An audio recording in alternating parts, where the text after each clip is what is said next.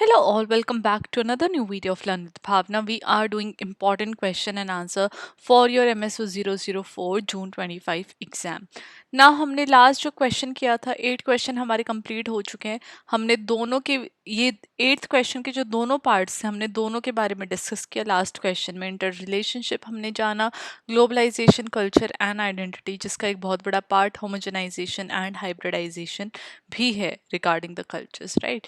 तो I hope आप लोगों को जितने भी मैंने वीडियोस अपलोड किए हैं, जितने भी क्वेश्चन मैंने अभी तक आपको एक्सप्लेन किए हैं, उनकी वीडियोस आपको समझ में आए हैं. जो कॉन्सेप्ट क्लैरिटी है वो हुई होगी, आई होप सो.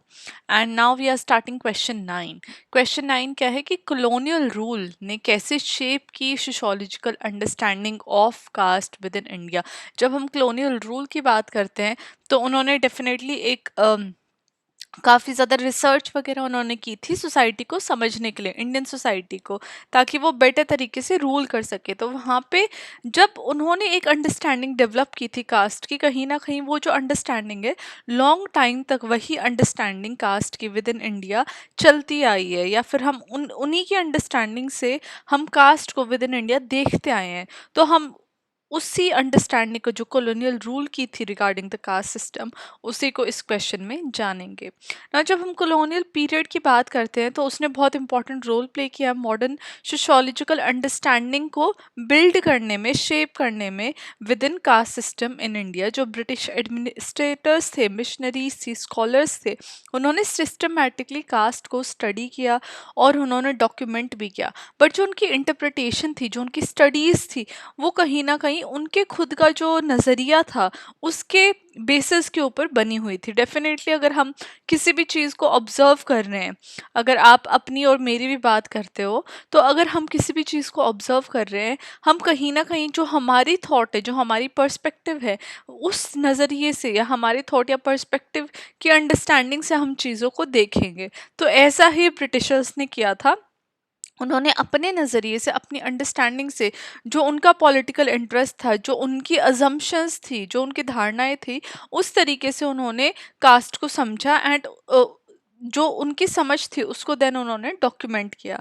जब कॉलोनियल रूल ने एक सर्टेन एकेडमिक फोकस लेके आए कास्ट को एक सब्जेक्ट देखते हुए, वहाँ पे उन्होंने कास्ट को एक तरीके से रिजिड कर दिया और रिफाइन कर दिया कि जो कास्ट है वो इस तरीके से फंक्शन करती है, वो बहुत ज़्यादा we can say rules regulations की होती है, एंड जो कास्ट सिस्टम है वो चेंज नहीं हो सकता. इस तरीके से उन्होंने कास्ट को दर्शाया था. एंड वो आज भी कहीं ना कहीं जो उनका नज़रिया था या जिस तरीके से उन्होंने डॉक्यूमेंट किया कास्ट को, जिस तरीके से उन्होंने कास्ट को दर्शाया, वो कहीं ना कहीं आज भी उसी तरीके से हम कास्ट को इंडियन सोसाइटी में देखते हैं. So first let's talk about कि उन्होंने कोडिफाई और क्लासीफाई किया डिफरेंट कास्ट को.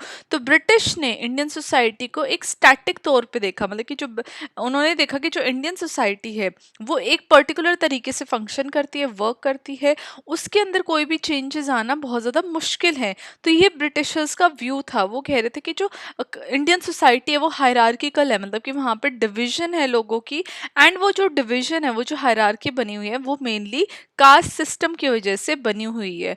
एंड ये जो कास्ट सिस्टम है ये बहुत ज़्यादा उनके ट्रेडिशन में बसा हुआ है, कल्चर में बसा हुआ है, एंड इसको कोई भी चेंज नहीं कर सकता. तो जो उनका अटेम्प्ट था अंडरस्टैंड करने के लिए कि कैसे जो इंडियन सोसाइटी है हम उसको समझ सके, राइट. अगर कोई किसी भी चीज़ को अगर हमें वर्क करना है, फंक्शन करना है, तो हमें उनको समझना ज़रूरी है. तो सिमिलरली कॉलोनियल्स भी ये चाह रहे थे, ब्रिटिशर्स भी ये चाह रहे थे कि हम इस इंडियन सोसाइटी को समझें, जो कैसे फंक्शन कर रही है, इसमें कास्ट कैसे लोग फंक्शन कर रहे हैं, क्या लोगों का पर्सपेक्टिव है, माइंडसेट है. अगर हम उनको बेटर तरीके से समझेंगे तो बेटर तरीके से हम रूल कर पाएंगे. तो ये उनकी भी सोच थी. So that's why they try to understand Indian society. And वहाँ पे उन्होंने कास्ट को क्लासीफाई करना शुरू कर दिया, जहाँ पे उन्होंने सेंसस का यूज़ किया और एडमिनिस्ट्रेटिव रिपोर्ट्स का यूज़ किया. फॉर एग्जाम्पल जब हम सेंसस ऑफ 1901 की बात करते हैं, जो कि हर्बर्ट रिस्ले के थ्रू आया था, उसने लोगों को कास्ट के बेसिस पे क्लासिफाई करना स्टार्ट कर दिया।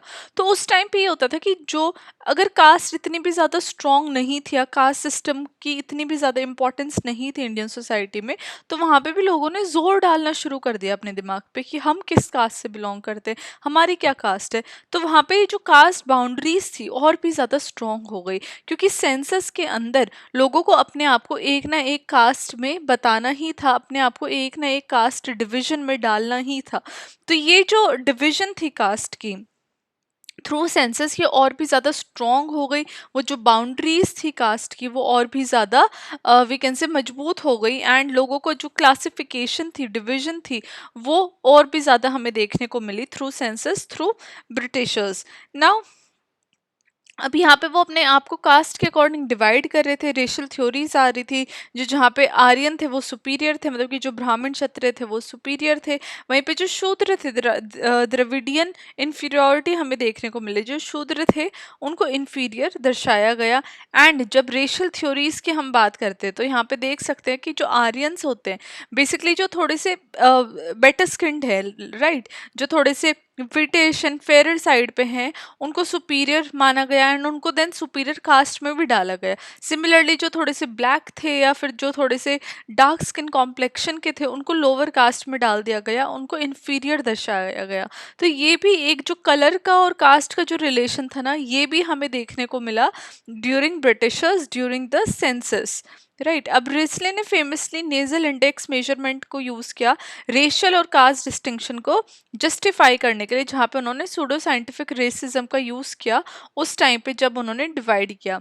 तो ये जो एफर्ट था कि हमें लोगों को कास्ट के अंदर डिवाइड करना है, हर एक इंसान को हमें एक पर्टिकुलर कास्ट में डालना ही डालना है, तो इसकी वजह से जो नीट कैटेगरीज बन गई थी, तो वहाँ पे उन्होंने लोगों को और भी ज़्यादा एक पर्टिकुलर कास्ट के अंदर डाल दिया, जिसकी वजह से जो सिस्टम इतना भी ज़्यादा आई वॉन्ट से कि ब्रिटिशर्स से पहले इतनी भी ज़्यादा बाउंड्रीज थी कास्ट से रिलेटेड, बिकॉज लोगों को इतना पता ही नहीं था, उनको उनको इतना मालूम ही नहीं था कि हम किस कास्ट से बिलोंग कर रहे हैं। कोई इतना ध्यान देता ही नहीं था, बिकॉज जो वो ध्यान दे रहे थे वो अपने लाइवलीहुड जीने पे ध्यान दे रहे थे। बट यहाँ पे ब्रिटिशर्स के आने के बाद और भी ज़्यादा बाउंड्री स्ट्रांग हो गई। जो कास्ट एक टाइम पे लोकल थी अब वो ऑक्यूपेशनली मोबाइल हो गई, ओपन टू नेगोशिएशन हो गई। बट अब इसके बाद जो डॉक्यूमेंट्स में अब डाल दी कास्ट किसी भी पर्टिकुलर इंडिविजुअल की, फैमिली की, तो वो फिक्स आइडेंटिटीज उनकी बन गई। पहले के टाइम पे ब्रिटिशर्स से पहले जो कास्ट थी वो इतनी ज़्यादा फिक्स नहीं थी, वो नेगोशिएट कर रहे थे, वो अपनी जो ऑक्यूपेशन है वो भी चेंज कर सकते थे, लोकल एरिया में वो अपने तरीके से जी रहे थे। But now things were different, right. I hope you are able to understand this point. Second आएगा ओरिएंटलिस्ट एंड टेक्सचुअल बायस। अब काफ़ी सारे जो कॉलोनियल स्कॉलर थे वो ओरिएंटलिस्ट थिंकिंग के द्वारा इन्फ्लुएंस हो रहे थे। वहाँ पे मैक्स मुलर हो या फिर विलियम जोन्स हो, जो कि रिलाई कर रहे थे एंशियंट टेक्स्ट के ऊपर बहुत ज़्यादा। एंशियंट टेक्स्ट कैसे, जैसे मनुस्मृति, धर्मशास्त्र और वेदा, तो वो इन टेक्स्ट के ऊपर रिलाई कर रहे थे इंडियन सोसाइटी को समझने के लिए, कि वो इंडियन सोसाइटी की जो समझ है वो एक बेटर तरीके से ले सके। तो उन्होंने अज्यूम कर लिया कि ये जो ब्राह्मणिकल टेक्स्ट है, ये जो ब्राह्मण्स ने ये जो लिखे हुए हैं, क्योंकि अगर आप देखोगे कि ये जो मानुस्मृति, धर्मशास्त्र और वेदा है ये ब्राह्मण्स के द्वारा ही लिखे गए हैं, एंड ये लिखे गए देन उनको उसको समझने के लिए भी ब्राह्मण्स ही चाहिए थे। तो ब्राह्मण्स को उन्होंने बुलाया, ऑल ओवर द इंडिया के डिफरेंट डिफरेंट पार्ट से उन्होंने ब्राह्मण्स को बुलाया, उसको इन डिफरेंट टेक्स्ट को समझने के लिए। तो नाउ टेक्स्ट लिखे भी ब्राह्मण्स के द्वारा है, उनको समझा भी ब्राह्मण्स रहे हैं। तो वो जो ब्राह्मण्स है उन्होंने भी अपने अकॉर्डिंग जो सोसाइटी का व्यू है उनको देना स्टार्ट कर दिया, राइट। ब्रिटिशर्स को उन्होंने अपने व्यू पॉइंट से या फिर कुछ चीज़ें उन्होंने मॉडिफाई करके ब्रिटिशर्स को एक्सप्लेन करनी स्टार्ट कर दी। तो उन्होंने ये अज्यूम कर लिया ब्रिटिशर्स ने कि जो ब्राह्मणिकल टेक्स्ट है, इसी तरीके से जो जीवन है इंडियन सोसाइटी का वो across the time all over this period वो सिमिलर ही रहा है, चेंज नहीं हुआ है। तो इसकी वजह से एक जो वर्ण सिस्टम का जो बिलीफ था वो हमें देखने को मिला कि कैसे लोगों को प्रिंसिपल्स के बेसिस के ऊपर ऑर्गेनाइज किया जा रहा था इंडियन सोसाइटी में। इवन दो काफ़ी सारे जो रीजन कास्ट जो थे, डिफरेंट डिफरेंट रीजन्स के अंदर जो कास्ट थी वो डिफरेंट तरीके से फंक्शन कर रही थी, राइट। जो सोशोलॉजिस्ट थे निकोलास डर्क्स, उन्होंने आर्ग्यू किया कि कॉलोनियलिज्म ने ब्राह्मणाइज कर दिया है कास्ट सिस्टम को, जो कि टेक्सुअल डिस्क्रिप्शन को वो ज़्यादा फोकस कर रहे हैं रैदर देन जो चीज़ें हो रही है। जो चीज़ें उस टाइम पे हो रही थी ब्रिटिशर्स उस पे फोकस नहीं कर रहे थे, बट जो टेक्स्ट जो लिखे हुए थे एंड जो ब्राह्मण्स ने उन टेक्स्ट के द्वारा उनको समझाया, उस पे उन्होंने टोटली रिलाई कर लिया। उस पे जो उनकी समझ थी वो उन टेक्स्ट के द्वारा ज़्यादा डेवलप हुई रैदर देन जो चीज़ें हो रही थी in reality. Third is administrative utility and political impact. जब हम कास्ट क्लासिफिकेशन की बात कर रहे हैं, जैसे कास्ट की जो डिवीजन है वो कैसे एडमिनिस्ट्रेटिव पर्पस को सॉल्व कर रही है, चाहे वो आर्मी में भर्ती करना हो, लैंड रेवेन्यू लेना हो, गवर्नेंस किसकी रहेगी।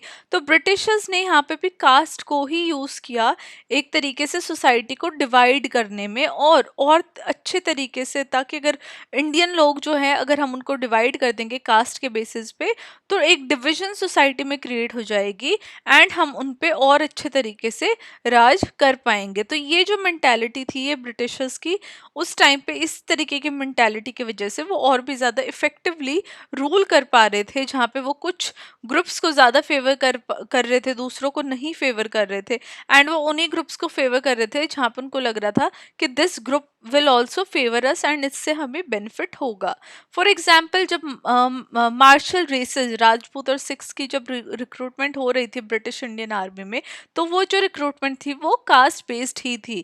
कास्ट बेस्ड रिजर्वेशन आ गई एजुकेशनल और जॉब अपॉर्चुनिटीज में, जो कि अनइंटेंशनली एक ग्राउंड वर्क ले कर रहा था कास्ट बेस्ड पॉलिटिकल मोबिलाइजेशन का पोस्ट इंडिपेंडेंस इंडिया के अंदर। Fourth is emergence of caste based identities.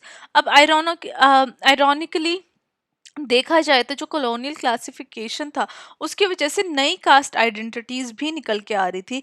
Communities ने हायर कास्ट स्टेटस को एक ऑफिशियल रिकॉर्ड में बनाने के लिए सोशल और पॉलिटिकल बेनिफिट्स पाने की कोशिश की, जिसको संस्कृताइजेशन भी बोला जाता है एम एन श्रीनिवास के द्वारा। मतलब कि यहाँ पे क्या है, संस्कृताइजेशन क्या होता है कि जो भी लोअर कास्ट होती है वो अपर कास्ट की जो भी पहनावा होता है, जो उनके तरीके से रहना होता है, जो उनके तरीके से खाना पीना होता है, उस चीज़ को कॉपी करके दे ऑल्सो वांट कि जो उनका स्टेटस है वो इम्प्रूव हो जाए, राइट।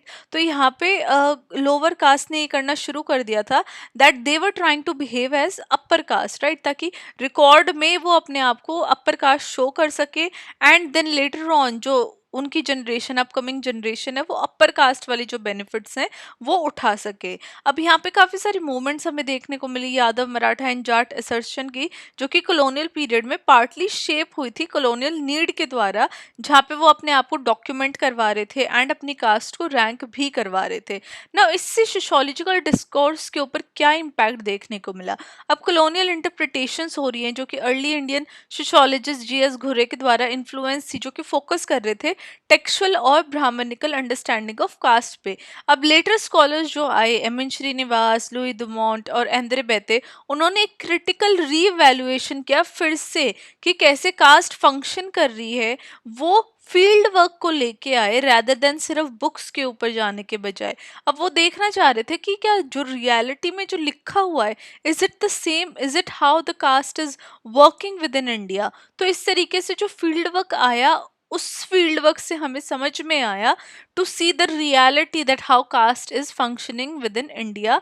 और हम जो कॉलोनियल लीगेसी थी, जो कॉलोनियल ने जो हमारा माइंडसेट बना दिया था, हमारा नहीं, लाइक पूरे वर्ल्ड का जो माइंडसेट बनाया था कि कास्ट इस तरीके से फंक्शन करते हैं इंडिया में, उससे कहीं ना कहीं जो लोग हैं इन फील्ड वर्क के द्वारा उससे मूव बियॉन्ड हुए। They got to know the realities of how the caste is functioning in Indian society. अब लास्ट में हम अपने आंसर को कंक्लूड करते हुए ये कह सकते हैं कि कॉलोनियल ब्रिटिशर्स ने एक बहुत इंपॉर्टेंट रोल प्ले किया है, डबल एज वाला रोल प्ले किया है सोशियोलॉजिकल अंडरस्टैंडिंग को डेवलप करने में कास्ट के रिगार्डिंग, जहाँ पे इन्होंने कास्ट को सेंटर बना दिया था एकेडमिक और एडमिनिस्ट्रेटिव अटेंशन का, वहीं पे इसने डिस्टोर्ट भी किया और रिजिडिफाई भी किया कास्ट के नेचर को। अब यहाँ पे जो कॉलोनियल इंटरप्रिटेशन थी उसकी लेगेसी आज भी कंटिन्यू करती है ये इन्फ्लुएंस करने के लिए कि कैसे कास्ट को समझा जाए। डिबेट भी उसके अराउंड बहुत है, काफ़ी सारे लोग भी मोबिलाइज हुए हैं कंटेम्प्रेरी इंडिया में, बट एक जो ट्रू सोशोलॉजिकल अंडरस्टैंडिंग है कास्ट की आज, वहाँ पे हम देख सकते हैं कि हमें कॉलोनियल फ्रेमवर्क से बाहर निकल के चीज़ों को देखना है। हमें कास्ट को एक कॉम्प्लेक्स लिव्ड और इवॉल्विंग इंस्टीट्यूशन की तरह अप्रिशिएट करना है, जो लाइव्ड एक्सपीरियंसेस हैं लोगों के, उसके द्वारा हमें कास्ट को समझने की बहुत ज़्यादा ज़रूरत है। तभी हम जो कास्ट की प्योर सेंस इंडियन सोसाइटी में वो समझ सकते हैं ना। इसी के साथ हमारा ये आंसर एंड होता है। काफ़ी इंटरेस्टिंग क्वेश्चन था ये, एंड आई होप आप लोगों को समझ में आया होगा। I will see you now with the next video. जो आपकी हमारी नेक्स्ट वीडियो रहेगी, question 10 is already uploaded, and हमारी नेक्स्ट वीडियो रहेगी शॉर्ट नोट्स की। डेफिनेटली मैं इनका जो कंटेंट है वो आपको लॉन्ग फॉर्मेट में प्रोवाइड करूंगी, but yes that would be our last question. And ये वीडियो मैं यहीं पे एंड करती हूँ। All the very best for your exam, keep on studying and keep on learning. Bye.